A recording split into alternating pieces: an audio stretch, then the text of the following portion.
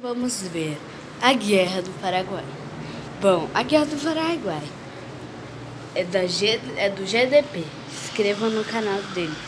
Do DGP, na verdade, mundo. Inscreva no canal dele. Eles são muito legais. Se vocês quiserem ver. A gente vai ver da Guerra do Paraguai.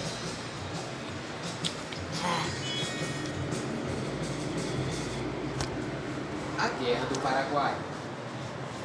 Antes de começarmos, é importante avisar que existem versões diferentes da Guerra do Paraguai. Alguns historiadores dizem que aconteceu de forma A, outro diz que foi de forma B, C, outro diz que a versão A está completamente errada.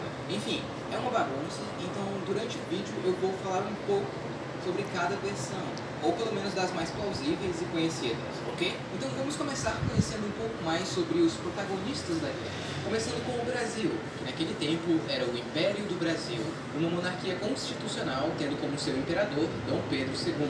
Uma coisa muito importante de se notar é que, apesar de ser grande, boa parte da população brasileira vivia na região litorânea do país, e as fronteiras no interior do continente não eram tão bem definidas. O exército do Brasil também não era um dos melhores, com cerca de apenas 18 mil homens, porém a sua marinha era bem poderosa. Já o Paraguai era uma república, tendo como seu presidente vitalício o ditador, chamado quem achar melhor, Francisco Solano Lopes. E antes dele, quem governava o Paraguai era o seu pai. Foi durante este período que Solano viajou para a Europa, visitando países como França e Prússia, onde ganhou interesse e aprendeu bastante sobre táticas de guerra, exército, enfim. Foi aqui também que ele conheceu a sua mulher, Elisa Leite. Assim que voltou para o Paraguai e tomou o poder, Solano começou a fortalecer o seu exército, com mais homens e melhores equipamentos. Alguns historiadores dizem que o Paraguai era um país que estava se industrializando, se desenvolvendo muito, e que esse suposto desenvolvimento paraguaio não estava sendo bem visto pelo Império Britânico.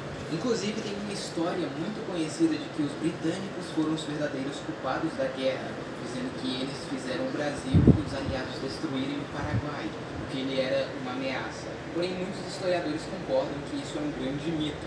O Paraguai não era desenvolvido ou industrializado coisa nenhuma, e muito menos representava algum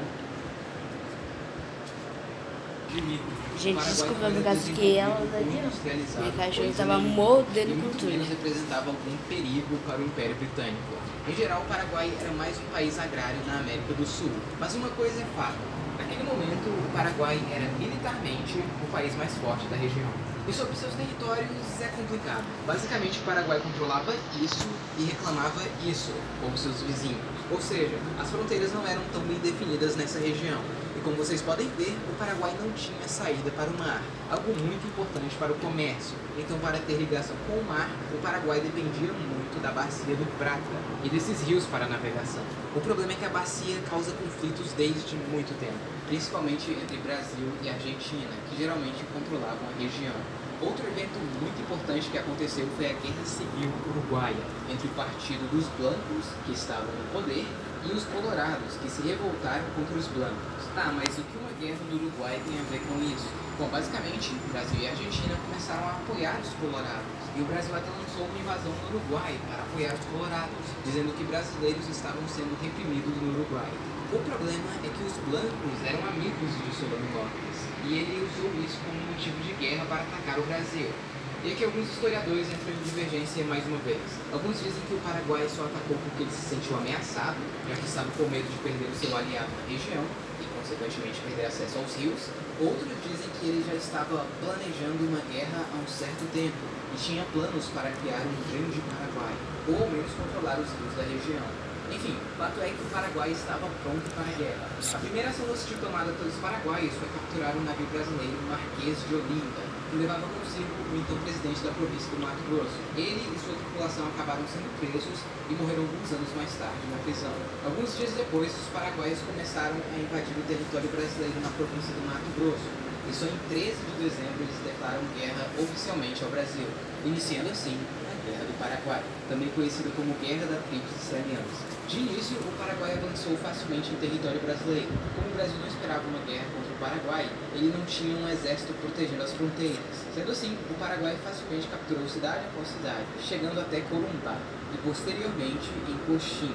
O Brasil, como é gigante, foi atacado de surpresa, demorou para ter uma reação, mas ele já começou mandando alguns homens para a província do Mato Grosso. Porém, com a infraestrutura da época, eles demorariam alguns meses para chegar. Em abril do ano seguinte, o Paraguai planejava uma outra invasão ao Brasil, desta vez no sul.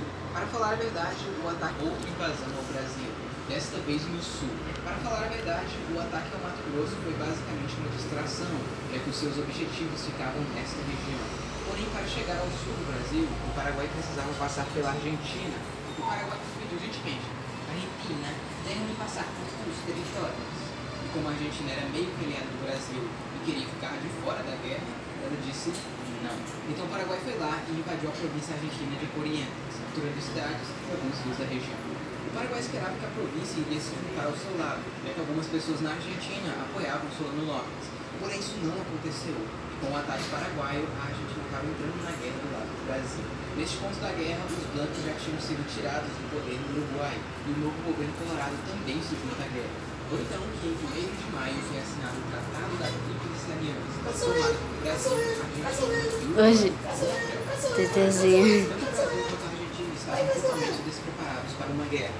O Brasil tinha pouco mais de 18.000 homens, então foi criada a campanha Voluntários da Pátria para poder aumentar o número do exército. E até que funcionou. Nos anos seguintes, o Brasil conseguiu aumentar grandemente o seu número de soldados. Vale lembrar que muitos desses voluntários da pátria eram escravos ou ex-escravos, com promessas de ganhar terras ou a carta de alforria. Já a Argentina não se saiu muito bem na hora de recrutar, pois muitas pessoas não estavam nem um pouco a fim de se envolver neste conflito. Já o Uruguai contribuiu com mais ou menos 5.000 homens. No início de junho, o Paraguai iniciou uma nova fronte de invasão, passando pela província argentina de Misiones e chegando em São Borja, no Rio Grande do Sul.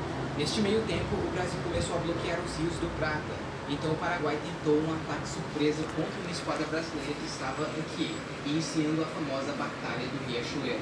O Paraguai tinha um navio de guerra e 6 navios de comércio que foram adaptados com canhões, além de alguns barcos de pequeno porte, conhecidos como chácaras. Já o Brasil tinha 9 navios de guerra e alguns barcos menores. A ideia do Paraguai era capturar a poderosa frota brasileira e assim ter o controle dos rios da região. E como eles atacaram de surpresa no meio da madrugada, eles começaram na vantagem. Porém, a frota brasileira era muito superior, principalmente na resistência. Ao fim da batalha, o Brasil saiu vitorioso, destruindo a frota paraguaia. Essa batalha foi muito importante porque ela destruiu a marinha paraguaia e garantiu seu bloqueio. No entanto, o Paraguai ainda conseguiu avançar ao longo do rio Uruguai, capturando a cidade de Uruguaiana e quase chegando em território uruguaio. Porém, eles foram parados pelos aliados na Batalha de Jataí. Depois disso, a guerra mudou drasticamente, já que agora os aliados que começariam uma ofensiva. Algumas forças foram mandadas para a Uruguaiana, onde eles fizeram cerco na cidade, que acabou sendo bem sucedido. E no início de 1800